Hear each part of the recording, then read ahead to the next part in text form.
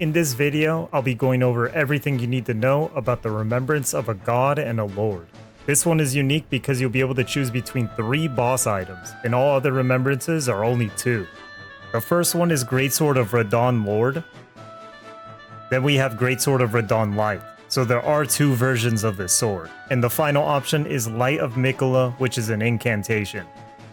Also, don't forget to go to Finger Reader and buy Radahn's new armor set called Young Lion. Here we can take a closer look at the old set versus the new set side by side. It's more shinier and gold, plus it has more damage negation than the newer one. There is a lot to cover on this remembrance, but don't worry, by the end of the video, you'll know exactly which one to choose, so let's get into it. So before we get into the skills, let's talk about the moveset of the Colossal sword itself. So here you can see I'm doing a 3-hit combo. There's the jump attack with both swords. And then here's a jump attack with a single sword. Right there's the heavy attack. And here I'm basically doing the running attack with both swords. You could also do a running heavy attack and it'll make it swing faster. Most people who have beaten this boss should know this, but if you don't know how to dual wield, all you have to do is press the attack button with the event action button at the same time. So whichever platform you're on, you gotta just press them both at the same time. Now let's talk about the Greatsword of Radahn Lord. I have it at plus 10. It does physical and magic. Here you can see I'm doing the unique skill Promised Consort. Every time he swings, there's a pillar of like holy light. So you swing and then you do the holy light, just like in the fight. And if you're curious about attribute scaling and attributes required to wield it, they're right there on the right hand side. I'm not gonna lie, when I was using this, it didn't seem quite as fast as Radahn in second phase, but here's a slow-mo look at it. Essentially, you slash, and whichever direction you're slashing, that's where the holy pillars is gonna go. So yeah, it looks very cool. So now let's talk about Greatsword of Radahn Light. This is the other sword, and the skill is called Lightspeed Slash. Go up into the air, come crashing down with one sword, and then you can see the pillars of holy light coming down right after you hit the ground. You can charge it though. You'll notice that I take a little bit longer before he jumps up, so obviously that is going to be doing more damage. And now let's look at the final item, Light of Miquella, which is an incantation. You basically levitate up in the air, you could see that emblem, and then you see all the holy pillars of light. It's a big AoE, and then they scatter all over the place. A lot of potential for big damage there. So the first boss item we're going to look at is Greatsword of Radahn Lord plus 10. And there's all the stats right there. I went 75 strength, and then 65 dexterity, and 75 faith. You don't really need the 75 faith. I'm just keeping that so that way I don't have to respec, so when I use the incantation later.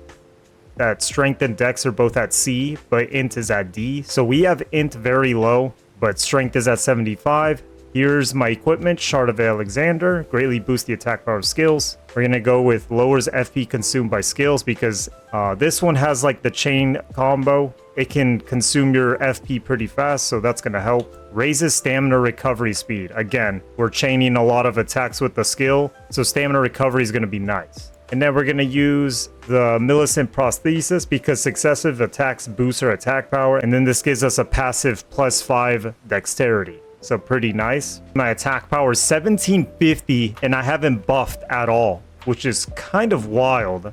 2317 attack power. That is crazy.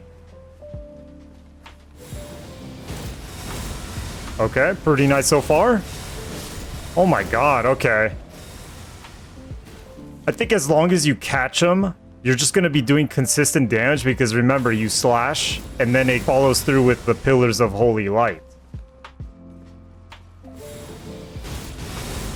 Oh, I'm tanking it. Okay, okay. Okay, now we have a tankier enemy here. I think I just wasted my potion. Oh no, it's still good. Yeah, I just got hit out of it. Oh, it is staggering though.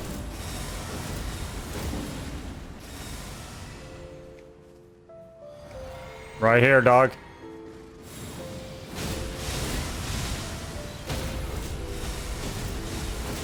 Oh my god. I'm not gonna lie, that's the fastest I've killed that dude on the horse. That was pretty fast because normally I would knock him down and then I'm kind of fighting him while he's on the floor like that. He just got knocked off and then I killed him as he was on the ground. So pretty nice. Against the boss, this skill is gonna be a little bit different. Obviously, you're gonna have to pick and choose when you want to use the skill, but since I'm wearing this armor here, I'm able to kind of tank through some of his hits. I could still get knocked out of it. But yeah, I figured I'd just show a boss fight as well, so I'm not just fighting trash mobs.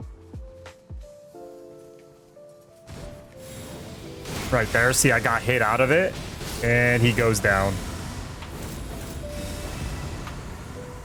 A cool thing I noticed was if it's not a hard landing, you can continue the combo while going off a cliff. So if you wanted to attack an enemy down below, you could do that. And if you're free looking, you can control which direction you want to go with the combo. So also another cool thing.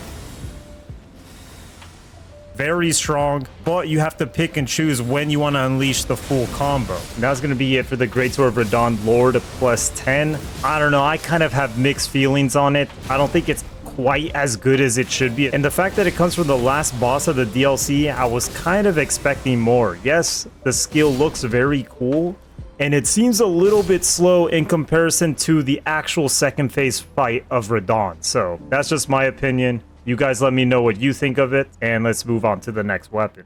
Next weapon we're going to talk about, literally the same weapon, just with a different skill.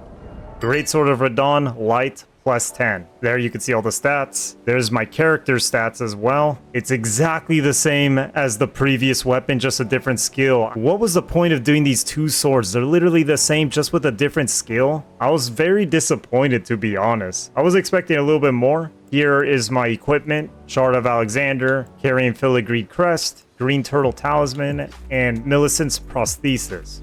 So my first impressions using this, obviously you could charge it. Like right here, I'm using the charge attack. And it's pretty nice because you come down with a quick attack and then Holy Pillars come right after. See, we made quick work of the Black Knight. Now let's do it against a harder opponent.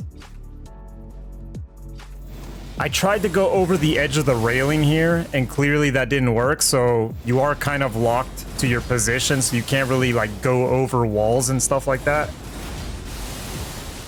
But you see how the Holy Light kind of peppers the opponent, doesn't really do crazy damage. You need to hit him with that initial lunge attack. Right here, I am not locked on the enemy, so I am missing a lot of my hits. Figured I'd just leave this in the video because this was me basically testing it for the first time.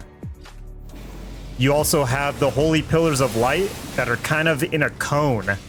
It's not a complete 180, so you have to be careful of where you point that AoE. Right here is a pretty good test. And what's nice is since you lift up in the air, you could also dodge attacks.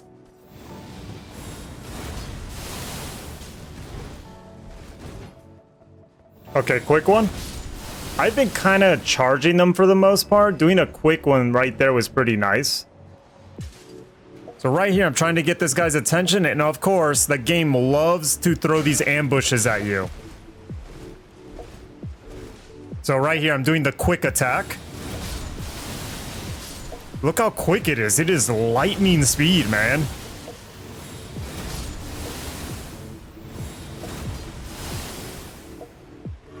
Here's another guy. You see how quick I could do that skill on an enemy. Look at that. That is super fast. Here we're testing it off a balcony, but don't do it because it doesn't work.